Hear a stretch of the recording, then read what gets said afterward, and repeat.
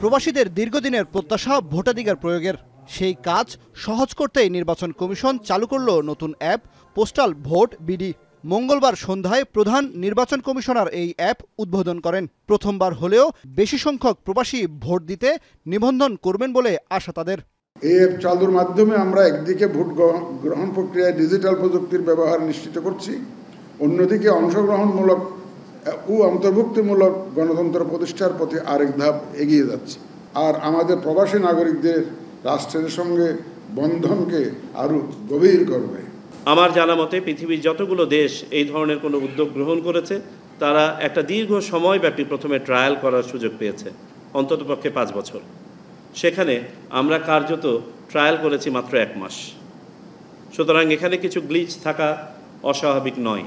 তবে আমরা ইনশিওর করেছি যে এখানে যেন এমন কোনো সীমাবদ্ধতা বা ত্রুটি না থাকে যা ভোটের ইন্টিগ্রিটিকে প্রশ্নবিদ্ধ করবে বা ভোট ব্যবস্থাপনাকে প্রশ্নবিদ্ধ করবে।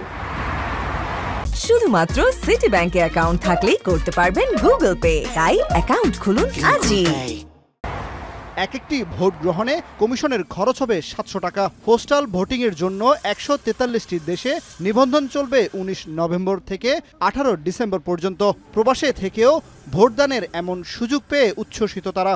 আমি বিদেশে থাকার কারণে কোনো সময়ে ভোট দিতে পারি নাই, তবে এই প্রথমবার ভোট দিতে পারবো, আমি খুবই আনন্দিত।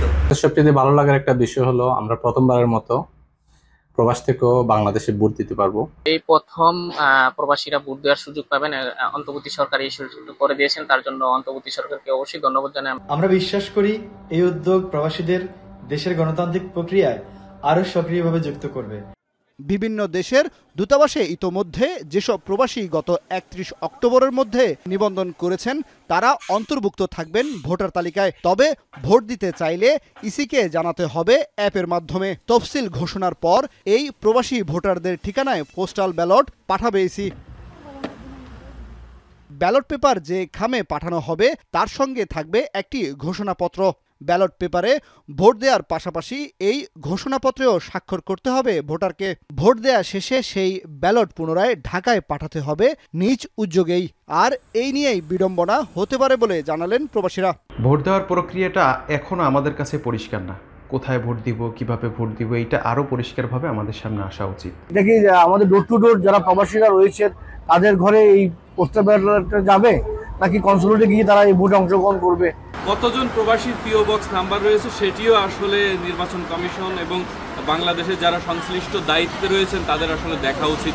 মিশনগুলোর মাধ্যমে আসলে খোঁজ নেওয়া উচিত যে কতজন প্রবাসী পোস্টাল ব্যালটের বা পোস্টাল বক্সের যথাযথ ব্যবহার জানেন। তবে অনলাইনে ভোট গ্রহণের জন্য বাংলাদেশ এখনও পুরোপুরি প্রস্তুত নয় বলছেন এই প্রকল্প প্রধান। তবে এবার ভোট গ্রহণের উপর নির্ভর করবে ভবিষ্যতে এই প্রক্রিয়া কোন পথে এগোবে। বিশ্বের বিভিন্ন দেশে অনলাইন ভোটিং কার্যক্রম কিভাবে হচ্ছে ওই স্টাডি করতে গিয়ে আমরা দেখলাম যে অনলাইন ভোটিংটা এখনও বাংলাদেশের জন্য ফিজিবল না।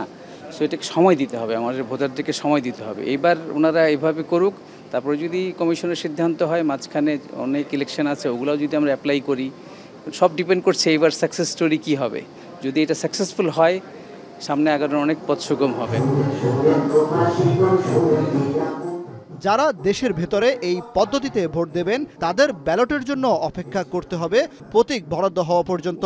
প্রবাসী বাংলাদেশি ভোটারদের পাশাপাশি সরকারি কর্মকর্তা কর্মচারী, ভোটের কাজে নিয়োজিত ব্যক্তি ও আইনি হেফাজতে থাকা ব্যক্তিরা পোস্টাল ভোটিংয়ে নিবন্ধন ও ভোট দেওয়ার সুযোগ পাবেন। এই উদ্ভাবন আমাদের নির্বাচনী ব্যবস্থাকে করেছে আরো আধুনিক।